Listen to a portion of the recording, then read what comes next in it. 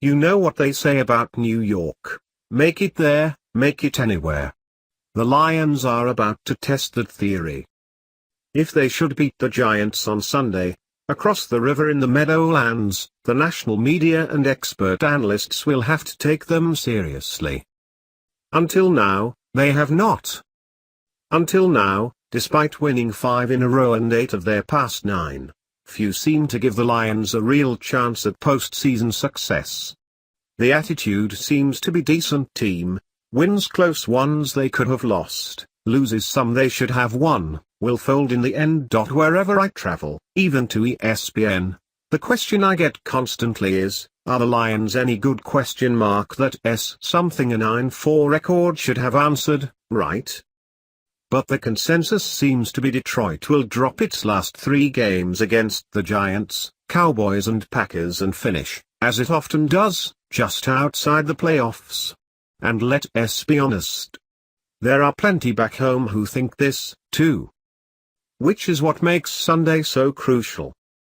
Every week is like that, Matthew Stafford has told me multiple times this season. The quarterback and team's most vital player, now in his 8th year, has come to view every Sunday as a potential win but a possible loss with big implications no matter the opponent.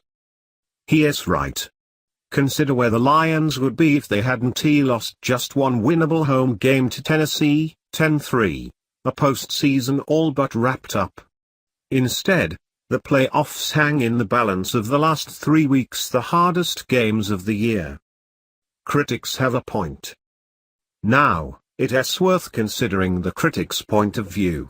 They see a Lions team with no running game, a middle-of-the-road ranked defense, no big stars outside of Stafford, and a record fattened with victories over only 3 teams with current winning records: the Vikings, 7-6, Titans, 7-6, and Redskins, 7-5-1. Meanwhile, a number of Detroit's rivals for postseason slots, Green Bay, Seattle, the Giants, are viewed differently. For one thing, they've all won Super Bowls in the past 6 seasons. Hard to fight that. Aaron Rodgers and Eli Manning have been Super Bowl MVPs, and Russell Wilson is in the conversation for MVP of the league. They have pedigrees. They also have big wins this season. The Giants, with the same record as the Lions, have beaten the mighty Cowboys twice, the only team in the NFL to defeat them. Never mind, they've also lost to the Redskins and Vikings, teams the Lions beat. The Dallas wins are like pixie dust.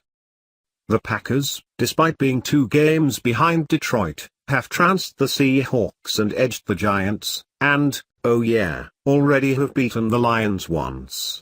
And people tend to believe in Rodgers even when he's not going well. The Seahawks? Well, you'd think losing to the lowly Rams and scoring just 5 points in a loss to Tampa Bay might dampen enthusiasm. But they did beat the Patriots this year. And, more importantly, they've already clinched a playoff spot, thanks to a weak division.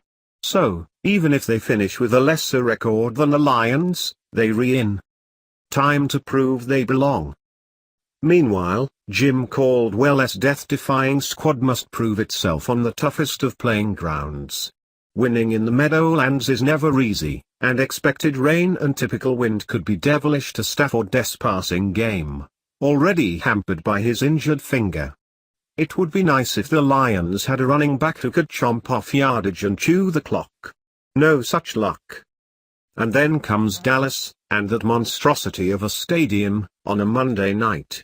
And, then, oh yeah, a home finish with the all-too-familiar Packers, who, let us face it, if the division is on the line, will be favored against Detroit on history alone. If you ask me, Sunday is it. The Lions don't want bad karma to build up. They don't want the pressure of a possible collapse as they head toward New Year's Day. A win Sunday gives them oxygen. A win Sunday, and the playoffs are really close. And, honestly, it could be their best shot. The Giants can't run, either. They not scoring a lot. They commit turnovers. And they play tight games, like the Lions. but they have a track record of shutting down teams in the closing minutes, which, unfortunately, is where too many Detroit games have been won.